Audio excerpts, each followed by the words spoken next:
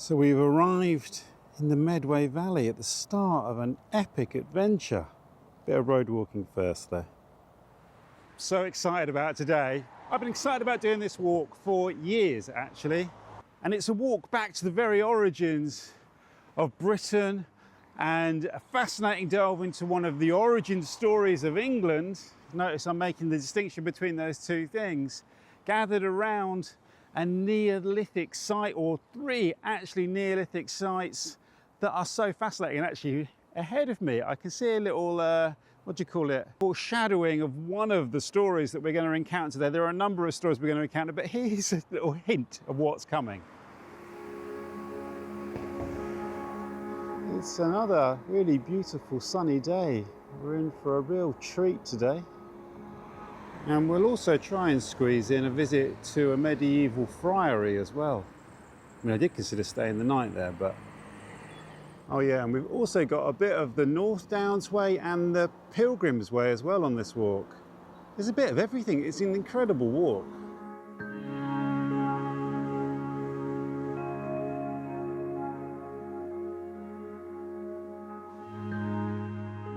Wow, this beautiful stone bridge is going to take us over the Medway. And this is a really lovely town, isn't it? Aylesford. I thought I'd been here before. Maybe I have, many years ago. Wow, here it is, the beautiful river Medway. And you could say in many ways it's the presence of this river, or the existence of this river, which explains why the Neolithic burial chambers at Coty and Lower Coty and the White Horse Stone. It's this river that possibly explains why they're here. And that's the aim of today's walk, is to visit Coty. There's two sites, Coty, Lower Coty House and Coty. I'm still confused, I've been reading the notes for weeks. And also we're going to visit the White Horse Stone, which has an interesting bit of mythology behind it. And actually I found from the reading I was doing today, some of the more prosaic stuff is kind of fascinating in terms of the way that these ancient sites have been used and viewed and misused over the years. And they really get us to the hub of a real turning point in the development of these islands as it shifts from being nomadic, kind of seasonal traveling people, and the early years of the introduction of agriculture into Britain. And then there's also the Battle of Aylesford here that we'll explore that and possibly go to one of the sites associated with it, which is apparently one of the crucial battles between the Anglo-Saxons and the Britons in the year AD 55. There's a lot to unpack. That's just like the headline. It's just me telling you what you can expect to see in the rest of this video. And then also there's a friary here. So I forgot there's a friary here, which I think dates from about 1242, I think I read. So we'll pop in there on the way back after, after sunset. Let's crack on. What a beautiful old high street. I wonder what the Sherlock Holmes link is to this timber-framed building here. It's interesting, this restaurant here that seems to have once been a pub is called Hengist, which is curious because of the two Anglo-Saxon warriors that fought at the Battle of Aylesford, apparently it's Horsa, which is most associated with Aylesford. But anyway, we'll go into all of that, Hengist and Horsa, and did they or didn't they exist, all that stuff. We'll do that in a bit. Essential supplies for heading into the hills are seriously tasty. Steak and kidney slice, £1.79. You can't knock that. I've also got a flapjack as well. All right, now we turn up the Rochester Road, and we'll have to have a look at the map in a minute. And it's gets the pulses racing and the excitement going when you look up to the hills up there, which I imagine is Bluebell Wood. Aylesford Village Club. Looks like a fine old institution, that.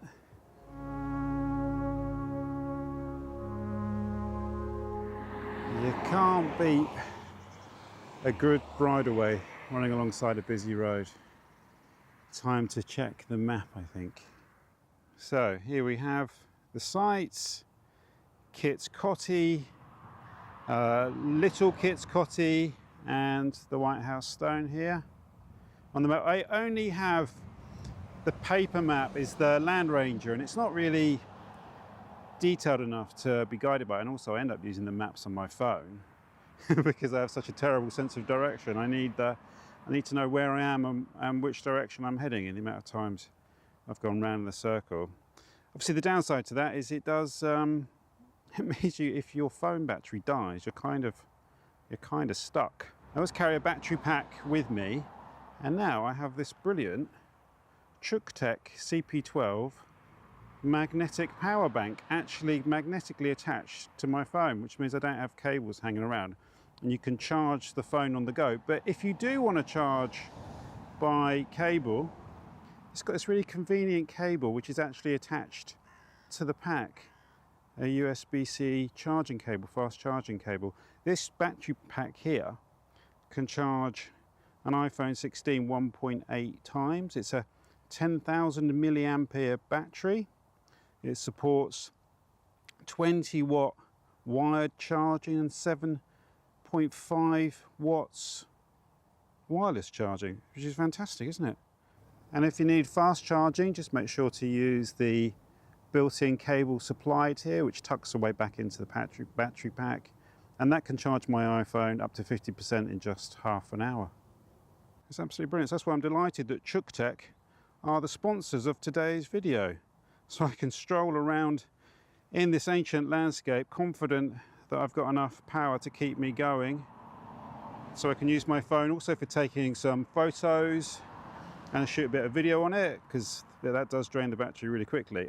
And not only that, I've also got my train ticket on here as well with my rail card, so I actually it's essential that I have power on my phone for the duration of the day. And the convenient product size makes it really easy to slip in and out of your pocket during a city walk. So it's an essential part of my kit, particularly on a day like today. So make sure to check out the full Coty CP12 magnetic power bank range on the link below.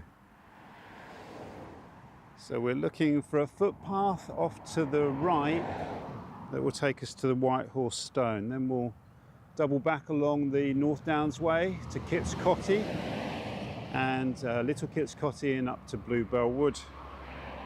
I was just getting a little bit concerned about the traffic on this road and the lack of anywhere to walk, and here is, if not the footpath, it's a footpath that gets me away from the road and towards White Horse Stone.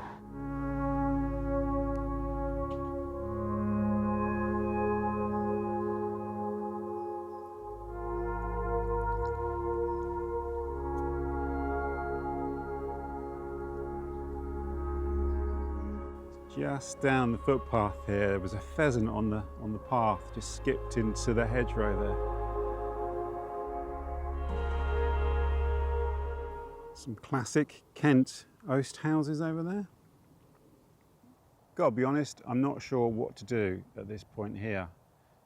The path isn't following on the ground what it shows on the map. I think the way out onto the road to the other section of footpath is over there, but the footpath seems to be going around the edge of the field. But there is also a bit that goes forward. Look, you can see here, whether that's what they call a desire line, just the way that people walk. Let's give it a go, shall we? It might be coming back again though. Now I've decided to go around the other bit of the field. What I've learned the hard way is that you really need to follow the footpaths in places like this, because otherwise you just end up doing laps of a field with no way out. So let's hope this is the right way, otherwise it's back to the road. I bet this pylon could tell me. So I guess I'm putting this on record because I'm going quite a long way back in the wrong direction. I want to go there. But at this point, you just kind of accept this is what the day is. The walk is the walk. So maybe the walk is me doing laps of a field, trying to get to Kit's Coty and the White Horse Stone. Ah, look, here's the footpath. I don't know where that footpath originated from. And here's the diagonal route, so it was worth doing it. That's quite funny.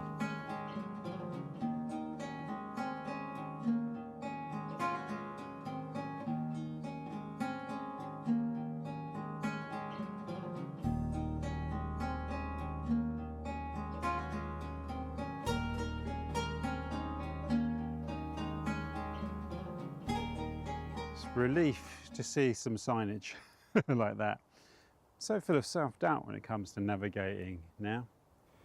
To walk between these lovely old horses here, just stood there in the field, minding their own business, doing horsey type stuff. Right, I'm confident I'm going in the right direction and that we will see some Neolithic stones very soon. Not a soul around. It's incredible to think of one of the most significant battles in English history, possibly, probably, reputably, taking place in these hills up here. Okay, this public footpath here will take us to White Horse Stone, more or less. So I was recently interviewed by a wonderful chap called Dan Phoenix. He's got a great channel here called Phoenix History. You can find an interview with me on Dan's channel. He's from this neck of the woods. He knows this area very well. I'll link to that so you can see Dan's videos about this area and the stones. He said there's some other stones in a vineyard that I'll pass through. And this is a vineyard and I am passing through it. There's a little burst of rain, very light shower, and now the blue skies are opening up once again. I'm just trying to work out what this field is in the summer. I'm trying to remember. I bet it's all full of golden seed pods. Perhaps, or not, maybe they're thistles, I'm not sure. Or is it borage? But the path itself is very muddy and slippery. Appropriate when travelling back through time. Looking back into the Medway Valley towards Aylesford. And now through a spindly copse beneath the busy road, and we should be there. This walk is taking a bit longer than I thought it would, to be honest with you. But all good. I wanted a decent walk as well as visiting these ancient sites. It's quite a tough climb, particularly as I'm a little bit under the weather at the moment. Not enough to stop me coming out here, but certainly enough to feel it. What a beautiful view. It's just started to rain again. Look, you can see, I don't know if you can, but there's a hawk hovering over this field of stubble. Looks like we're on the North Downs Way now. Wow, this underpass is like a spaceship, isn't it? It's amazing. Good place to get my waterproof out. Okay, so White Horse Stone is just down here, I hope.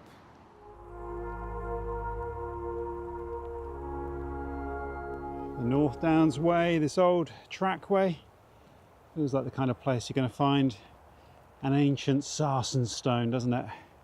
It's funny actually, I'm quite excited, a little bit nervous. I've been stalking this for so long and I'm sort of scouring the banks to see where it is, and like, I guess hopefully when we go to Kit's Coty and Little Kit's Coty, it'll be very apparent, and I think it's sat in a field, whereas this, I think we're just looking for one big stone, white stone. I'm hoping. Is there steps? Is this it? Oh my God! Oh wow! Here it is. The white stone. Wow, and just stood here now looking at it, you can see why people have spun such elaborate stories and legends around it. Let's go up to it. Wow. What an amazing object. Oh look, you can see where someone's made a little offering in here. Looks like some rosemary, or would it have been some lavender? And people will be coming here on the solstice, neo-pagans, witches, modern day druids and all that. And here, just in front of the stone, you can see where people have had a bonfire, and that really does demonstrate the enduring appeal of sites like this, the power they still have over the imagination, and you might say over the soul. So this magnificent sarsen stone, behind me here, or if I come and stand beside it, I feel it would be sacrilegious to touch it, which is ridiculous because it's a great big lump of stone, but it's the one of two that were surviving stones into the 19th century. This is the lower one, I believe.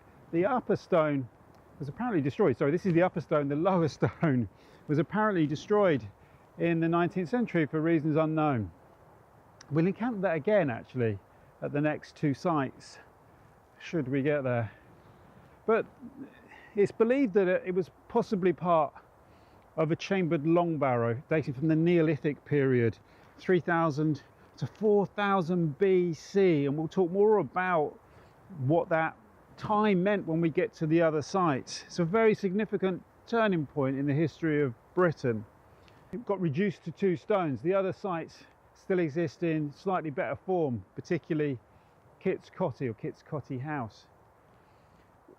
Where this one has taken on its own story is it's connected to the legend of the Battle of Aylesford, fought between the Britons and the Anglo-Saxons in the year 455 AD. And straight away I should point out that the source for this is the Anglo-Saxon Chronicle, and there's another one, the Historiam Britannicum, both of which are 9th century. So they're written over 400 years after these events are said to have taken place. And it's not 100%, now I am leaning on the stone, it's not 100% confirmed that it was Aylesford, but that seems to be the consensus, that the battle took place near Aylesford. Some say on Bluebell Hill, which is where we are now. We're at the bottom of Bluebell Hill now. And in that battle, it was fought between Hengist and Horsa, two legendary Anglo-Saxon warriors. Various stories about Hengist and Horsa, and some say they were the original Anglo-Saxon mercenaries that were brought to Britain by Vortigern, the king of the Britons at that time. And the battle took place between Hengist and Horsa and Vortigern's family, so to speak, led by, in most of the legends, Vortigern, either his brother or his son. I've read both versions. In that battle, it's said that both Vortigern and Horsa were killed, and that Horsa was buried here beneath this stone. That's where the legend goes. That legend seems to, I don't know, it's obviously came much later after the event. Some people say that legend dates to the 19th century. What's interesting as well is that Hengist, who we saw mentioned twice down there was a place in the southwest, Hengistbury Head, which is said to take its name from Hengist. Most contemporary historians now agree that Hengist and Horsa didn't exist, that they're kind of a composite character, legend, like most origin stories have these kind of invented characters which embody lots of different myths and legends into easily identifiable figures. The names Hengist and Horsa variously mean different types of horse. Horse and stallion being very important in pagan belief. The horse, a very powerful, mighty steed. Also, what is increasingly disputed, I'm reading a book by Francis Pryor at the moment called Britain AD, and Francis Pryor is one of the leading historians of this era. He's mostly prehistoric, but he's strayed into this early medieval period, is whether there even was an Anglo-Saxon invasion. And what Pryor's really good at pointing out is that histories are written to serve the purposes of the time, often commissioned by rulers, usually written by monks, so they usually have a kind of religious element. So they tell you an awful lot about the stories people wanted to tell themselves about themselves at the time that they were written. But these are stories, they're very important stories, and they're very important for our origin myth. But the fact that this is a stone that almost certainly dates from that Neolithic period, 3000 to 4000 BC. Stunning. 5,000 to 6,000 years ago. And this is the landscape that it surveys to one side, possibly where they thought other sarsen stones from the same arrangement may have been buried. It's not stated who actually won the Battle of Aylesford, but in the legends, after Horsa's death, his son Orsic becomes the King of Kent. That was fantastic. And now we're going to retrace our footsteps beneath the motorway to Kit's Coty and to Little Kit's Coty.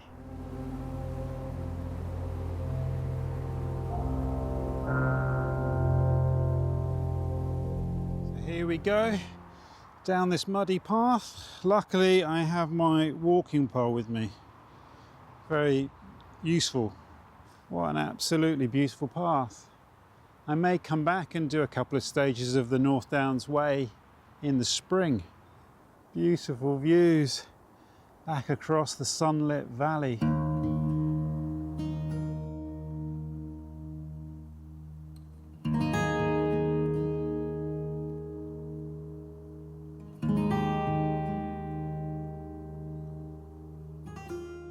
It really does feel like you're treading in the footsteps of Canterbury pilgrims all those years ago and throughout the ages. So I think Little Kit's Coty or Lower Kit's Coty is just in that clump basically, the clump of plants down there. Wow. And here they are. Lower Kit's Coty, otherwise known as the Countless Stones. And they're called the Countless Stones because now they are just a jumble of sarsen stones that have been placed back together, but it's believed that they once formed a long barrow chamber, a burial chamber, dating from around 6,000 years ago. When William Stukeley did a drawing imagining what they had originally looked like, the drawing bears a real similarity to Coldram Long Barrow, which I visited.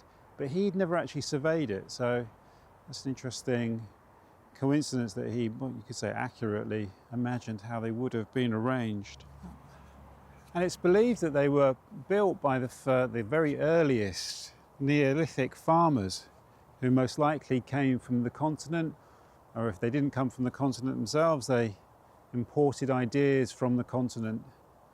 And the information board shows that only about 900 meters from here, they found timber-framed buildings that were largely communal halls that were occupied at the time this was built, around 6,000 years ago. Boggles the mind, doesn't it? You really are looking back through time to the history of Britain when you stand in places like this. It's really quite overpowering, particularly to imagine people living in timber-framed buildings here 6,000 years ago. Right, one more site to see, which we'll get to just before sunset. The main event, the Long Barrow at Kit's Coty.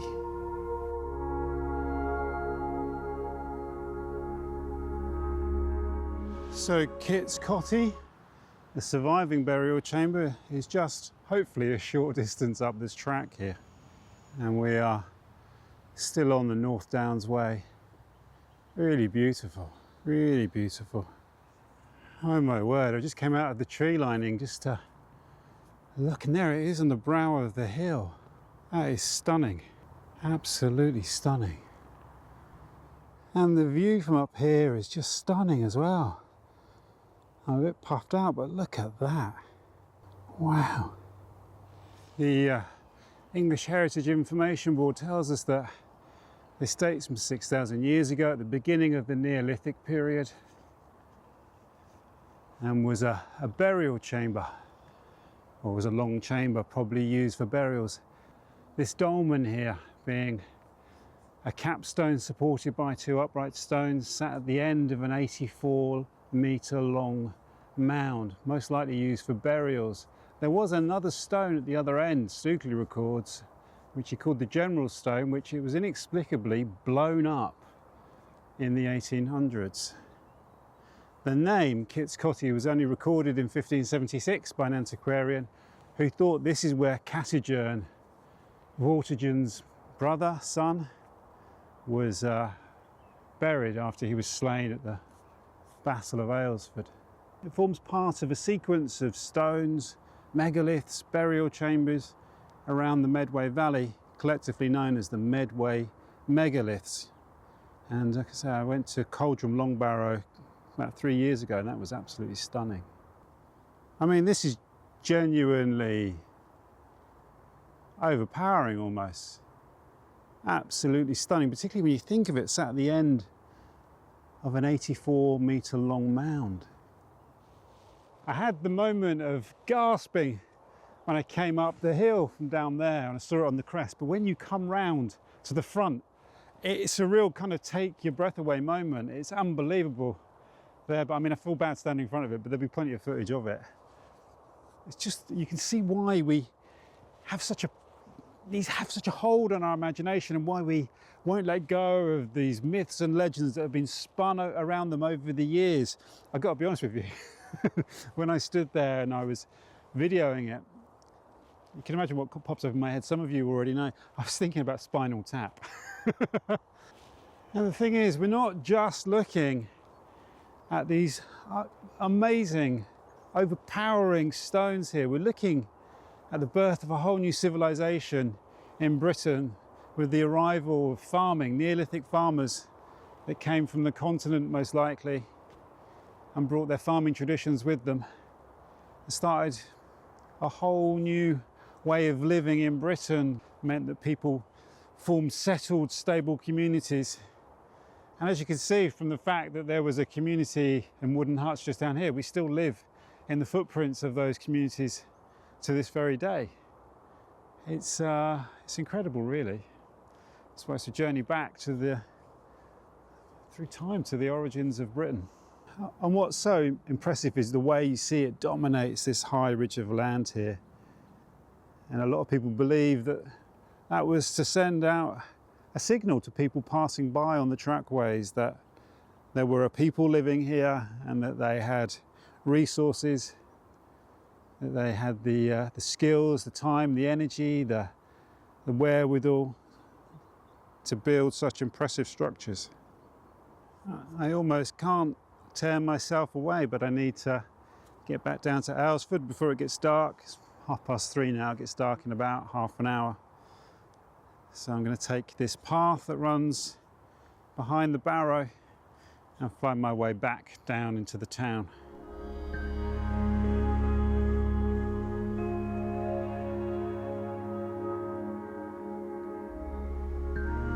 So with a bit of luck, this footpath will take me pretty much all the way down to the outskirts of Aylesford and the train back to London.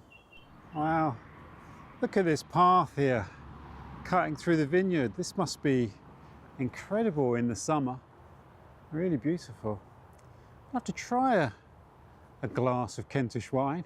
I'm not sure about a bottle, but on we plod and we slosh through the mud over that hill. What an incredible walk.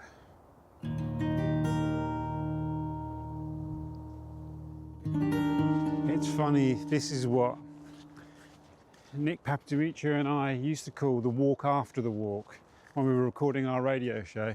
There'd be a bit where we'd put the recording equipment away and we'd just stroll back to a station or just stroll on for a bit. And I know Nick used to always say, oh, that's the best walk. The walk after the walk is always the best one. And this hasn't been the best one, obviously, but it's been a good walk after the walk down through the fields. And I suddenly almost forgot I didn't need to, but I thought I would share that with you because look at this, it's so lovely. Obviously, there's always a little part of my mind that thinks, it's so lovely, have I gone the wrong way? And the moon is out, and so the moon dances. What's that from? There was an Indonesian film I saw once called that, And the Moon Dances. A really beautiful film, set in Yogyakarta. Here we are, back in Aylesford. I think I'm a bit too muddy to go into the lovely little pub down there though. What do you think? So I'll sign off here. Got my glasses on now, continuity error. Thank you so much for joining me on that. Fantastic, well that was amazing. That was absolutely amazing. That was more than I thought it would be. I've watched this walk for a long time, going back to when I did Pilgrim Long Barrow, actually longer than that. A friend of mine, I didn't mention actually, I used to work with at the National Film Theatre. He had a band and they recorded up at Coty, which is interesting. They were like a neolithic electronica, I think they called themselves, something like that. Hand of Stabs. It's made me want to listen to it. But it was amazing, absolutely overwhelming. I'm stunned, even though I was feeling a bit ill today. And I was going to just walk a few weeks ago and I cancelled it and did something else instead. So this has been absolutely amazing, absolutely amazing. So yeah, thank you so much to my supporters on Patreon, the YouTube members, yourselves coming here every week, leaving your wonderful comments. Sorry if I don't get to reply to all of them, but I do look at 98% of the comments. So take care of yourselves. And as I always like to say, I look forward to seeing you on the next walk, wherever that may be. I think I know where it's going to be. One of two places. Actually, one of three. So I kind of know what the next three are, just don't know the order they're going to be in. It's over the meadow, over the stream, it's where I am going and where I have been. It's been a long day now, it's time for a beer, and now for home, of course I must steer. It's over the meadow, over the stream.